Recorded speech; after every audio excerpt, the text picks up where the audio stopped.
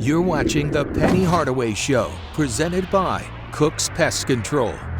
Tigers aren't scared of Pirates as Memphis knocks off East Carolina to move to 3-0 in conference play. We'll recap that game, sit down with Colby Rogers, and look ahead to a week on the road at Temple and Charlotte. It's The Penny Hardaway Show. Let's go.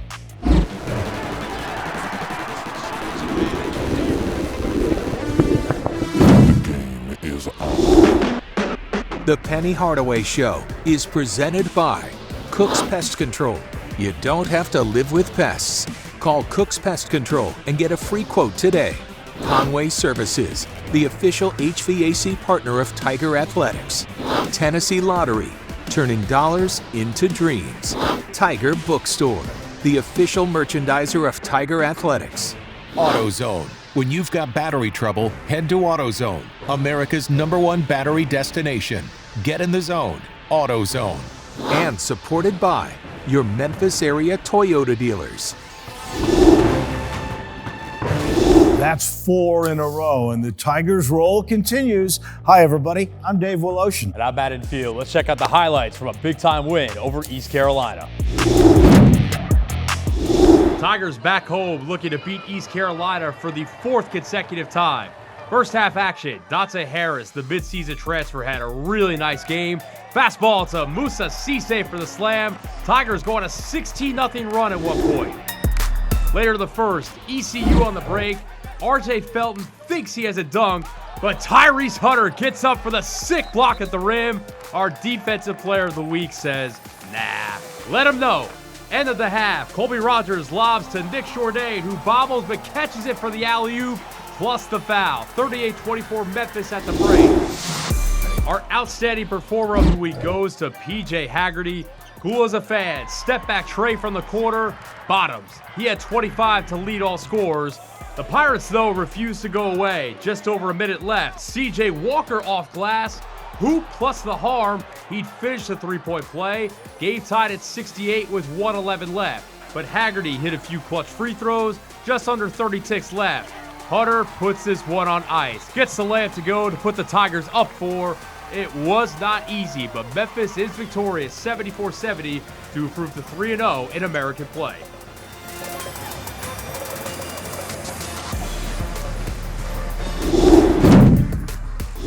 Coach, you're closing in on halfway through your 7th year. You're closing in on 100 victories, which is pretty spectacular. Let's go back, though. Let's go back to you come back from your playing days. You decide you want to make Memphis your permanent hometown again, and you're thinking about what you want to do. Where did this idea of coaching really begin? Yeah, honestly, it didn't happen until I came back in 2008 and I got with Lester Middle School and Desmond Merriweather, my childhood friend, rest in peace to Desmond. He got me into coaching because obviously he was going through colon cancer and he couldn't sit on the bench, so he asked me to join the team and take over the team while he was going through his chemotherapy. I got the bug for coaching at that moment with that middle school team and that group of guys who had Alex Lomax in that group. I carried those guys on to East High School, and then it just happened for me to be here. The timing was perfect for me to be here. How much different is the pureness, I guess, of middle school and high school, and then you jump into it here, and obviously it's awesome, but it is big business to go along with the basketball side of things? Yeah, it's totally different because, like you said, the word is pureness. The middle school kids are basically just wide-eyed, willing to learn, do whatever you say, run through a wall, and you're seeing the maturation phase as they grow. Same thing in high school. They get a little older, but they're still listening. There's no entitlement. They were just all about hard work. And then you get to this level, it's mostly about entitlement and, like you said, the ins and outs of a business. Where though did it click for you that you could really be good at this job? Well, just being a high IQ player, God gave me that ability to be a high IQ player back when I played, and being a point guard for so many years with so many different teams. It's just kind of running the show. And I felt like I could be good at coaching if I ever wanted to coach, because if you're a point guard, you are an extension of the coach. So a long time ago, I knew I could coach if I wanted to. Biggest difference, though, in transition from being essentially that coach on the floor, high IQ point guard, to actually sitting in the big chair and making it happen. Yeah, sitting in the big chair, you have to have someone that's willing to be the extension, to engulf themselves into the playbook, engulf themselves into the culture, and carry out what you need. That's what I did for Coach Finch. Whatever he needed, I carried it out. And in this day and age, you have to find the right guys for 1 year. It seems like in a portal to try to carry out your mission that's already played for 3 or 4 other coaches. It gets a little difficult. Do you have any coaches at the collegiate level, NBA level, when you're coming up at Leicester or at East, or maybe when you're starting out here, that you think were really a big influence on you, that you would go to for advice or just anything you needed? Well, there are a lot of coaches around the city that I looked up to that didn't mentor me, but I just appreciated. Back in the day, Coach Verdi Sales, Coach Dorsey Sims, all the coaches that were around the city back then, the older coaches as I was getting older. But my mentors obviously were Garmer Curry, was my high school coach. Coach Finch, obviously, Coach Dorsey Sims, Coach Verdi Sales, Coach Jerry Dover. He passed away a long time ago, but he was one of the guys. A lot of guys kind of touched me along the way because they saw the potential that I had. And as I got older, it was guys like John Lucas, Coach Perry Clark, guys like that kind of mentored me. And even, it's just so many guys to name. As soon as I get done with this show, I'll name every last one of them, but those were the guys that kind of helped mold me. Interesting, you mentioned Dover and Verdes, those are Southwest, they were then Shelby State guys. You didn't mention NBA guys. You had Larry Brown, he was here with you. I know he was a mentor of you. When you think about your coaching style, who are you most like? Larry Brown, Larry Finch, somebody else? Well, with all the great coaches that I did have, in Orlando I had Brian Hill and Richie Adebayo and Chuck Daly. So think about that. Chuck Daly. Chuck Daly with that championship prowess. When I went to Phoenix, I had Danny Ainge, Scott Skiles. And then when I went to New York, I had Isaiah Thomas and Lenny Wilkins. And then Miami Heat, obviously Pat Riley. So it's like, out of all those guys, I take a little bit, but mostly Coach Brown, Coach Riley, Coach Finch, those 3 right away, and Coach Daly because of the championship mindset that he gave me. But those guys were a great group. Coach Finch because it was a hometown pride. Coach Riley because he was about business all the time. Coach Daly with the championships.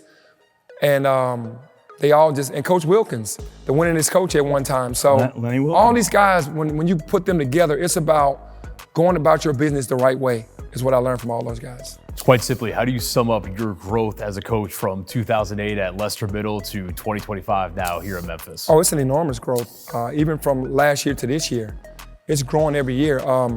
Coming in, I was always a hard worker. I was always a guy that was gonna do X's and O's, but you learn how to run a program.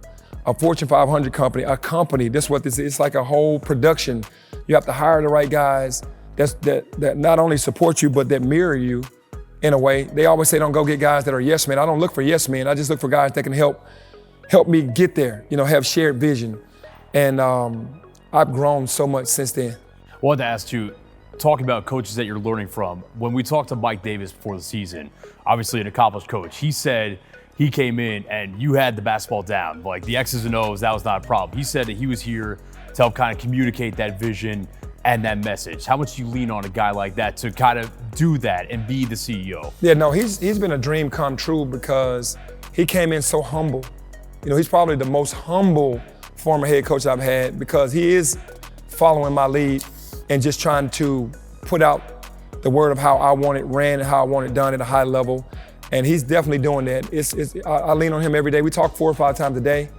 And he is definitely a guy that's kind of sharing the mission and getting these guys to understand what I want and what I need. And basically just supporting me.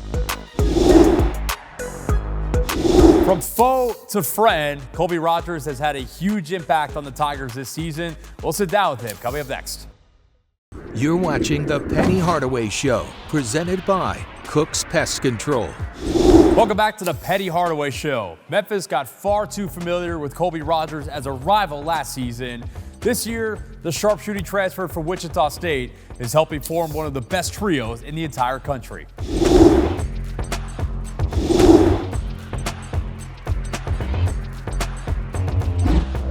If you want to know where Rogers' pure, high-release jumper comes from, you've got to go back to his days growing up in Covington, Georgia. I can't even remember how I used to shoot beforehand. All I remember is I was in Covington, the rec league I was at. One of the guys I ran it was an old guy. And I started working out with him, and he had me doing all these boring drills, and I hated the drills because it was all boring. I wanted to, do the stuff I would see other people do. And then after about 2 years of that, it clicked. And then, I just took off ever since. Safe to say, that worked out. Rodgers was part of a state semifinal team at Newton High School in his hometown, then had the chance to transfer to Roselle Catholic in New Jersey to really put himself on the recruiting map. It was a fun ride. I mean, that year we won a state championship. We played teams like Montverde with R.J. Berry. I mean, we had Najee Reed, who was a 5-star. So my first couple weeks there, we had practice and we had every single Division I head college coach there. And that was like, that's what I wanted, but now it's actually in front of you. It's like, okay, I gotta, make the most of this opportunity. What was your initial recruitment coming out of high school like? It was a lot of, I guess, mid-major, low D1 schools. Temple came on late, very late, but then they had a coaching change. I think Aaron McKee became the coach. And I had kind of waited a long time my senior year to commit just because I was hoping that schools would come on late. And then in reality, I ended up losing schools because they had to take, other guys and things like that. So, I kind of ended up having to just, only option was Cal Poly. They came on late.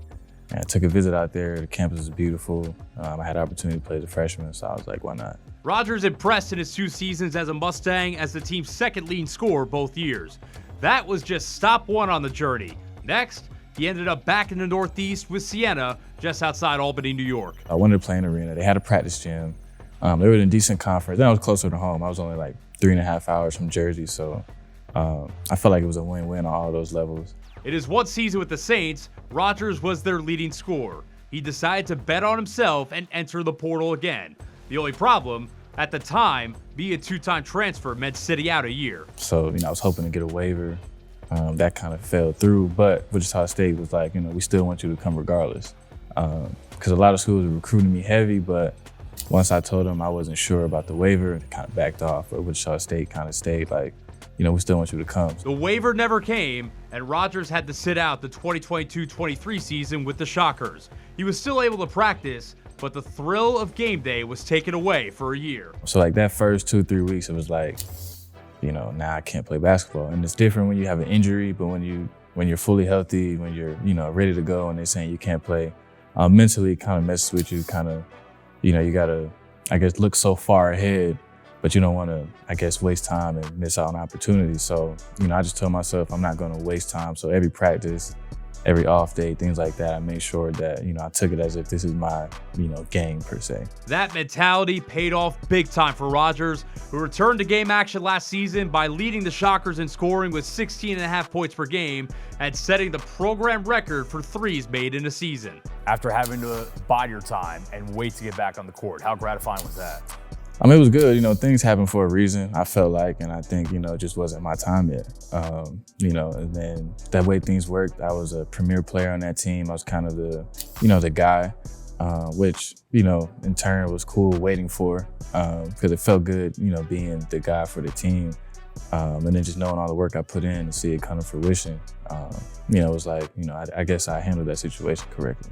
Facing Memphis also brought out the best in Rodgers, who averaged 17 points per game on 59% shooting from the field and 52% from downtown in 3 matchups with the Tigers last season.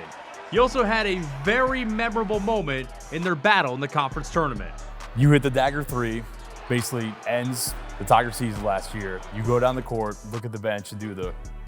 Yeah. Did you ever think a couple months later you'd be playing for that team? No, I didn't. Just in the game, I was just competing. And then obviously we played you guys twice, and I'm like, we can't lose to them 3 straight times. So it felt good. And plus the fans was kind of talking. It was a tough game. It was doubling me a lot that game, and but we battled back. And then when I hit the shot, and that was just the emotion out of it. But did I think I was going to play here in 4 months? No, I didn't. After the season ended with 1 year of eligibility remaining, Rodgers decided to go portaling one more time. Yeah, I knew what I was leaving potentially, so I wanted to make sure that I was willing to give that up. Being the number 1 option, having the ball in your hands, being a leader, that's what a lot of guys want. So I had to be aware of like, okay, if you go somewhere else, you may give this up. Are you cool with that? So when I had that discussion with my family, then the coaches and everything, it was like, yeah, because I'm just not the end goal. I want to get somewhere So, I'm willing to give that up to go somewhere that has a better chance to win. I can play with, more talented players, so I can, be with more guys and show that I can still affect winning, things like that. Plus, I wanted to be, a higher platform. Now, playing for a program that used to be a rival, Rodgers has one last accomplishment to check off in his collegiate career. I imagine a big part of deciding where you're going to go for the last stop was you want NCAA tournament experience. How badly does that fire kind of burn within you? Yeah, that's the one thing I feel like I haven't been able to do in my career. Like, been able to score the ball, I have, different games, play different ranked teams, things like that, but I've never played in the postseason. And I know how big that can be for, guys' careers. So that was definitely a driving force for anywhere I wanted to go this season. Do they have a legit chance to play in the tournament? And, I think we have a very legit chance. And, every day that's all we preach about and harp on is just playing in the tournament, doing this for the postseason. 4 collegiate stops, West Coast, Albany, New York, Wichita, Memphis. You've been to every corner of the country. In your own words, how do you sum up the journey? Man, it's been a long journey for sure. But I've enjoyed every part of it, the ups and downs, the different locations, everything. I've learned so much, seen so much. Been out the country twice.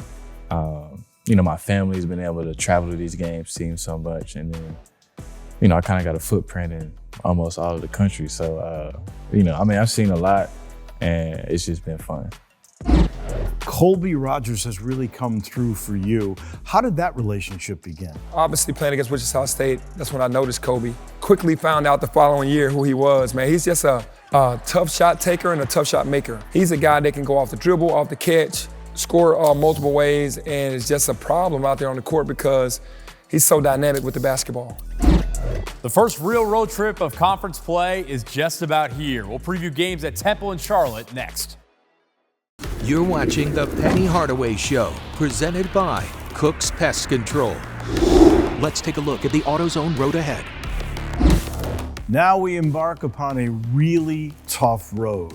You got to go to Philly, then to Charlotte, teams that are going to be hungry, and like you like to say, Memphis will be their Super Bowl. Yeah, for sure. Temple did a phenomenal job last year, just hanging around, but then got to the conference tournament and got to the championship game against UAB and had a chance to win that game. So Coach has done a phenomenal job of going out, getting in the portal. Got Jamal Mashburn Jr., a really good player, and added some other pieces around, plus the guys that came back, and they're really hungry, so that'll be a tough game. For a program like Temple, getting to the conference championship game seemingly out of nowhere, how big of a boost can that be going into the next season? Well, that was a huge boost for them because they could go out and recruit now. Hey, we're winning. We're not just one of these lowly teams that just needs a player. We got to the conference championship, and we get you, we can win it. And that's how they're selling it. That's how they've sold it for sure. What do we know about Charlotte? Don't know much about Charlotte, haven't gotten to them yet, but definitely before we play them, I'll know everything about them. But the coach does a phenomenal job of going to get a lot of foreign players that mix in and has an unbelievable offense that he runs. They're offensive-minded team. That was tonight's AutoZone Road Ahead. AutoZone, America's #1 battery destination and official sponsor of Tiger Athletics. Get in the zone, AutoZone. Back-to-back road games in the middle of winter. It's never an easy task. We're back with a wrap in just a minute. You're watching The Penny Hardaway Show, presented by Cook's Pest Control. Thanks so much for staying up late. We'll see you next Sunday night. The Penny Hardaway Show is presented by Cook's Pest Control. You don't have to live with pests. Call Cook's Pest Control and get a free quote today. Conway Services, the official HVAC partner of Tiger Athletics. Tennessee Lottery, turning dollars into dreams. Tiger Bookstore, the official merchandiser of Tiger Athletics. AutoZone. Got a check engine light? AutoZone will check it for free with the free Fix Finder service. Available at every store. Get in the zone, AutoZone. And supported by your Memphis area Toyota dealers. This copyrighted telecast is an exclusive presentation of Learfield under the broadcasting rights granted by the University of Memphis. Reuse of this presentation is prohibited without the expressed written consent of the University of Memphis and Learfield.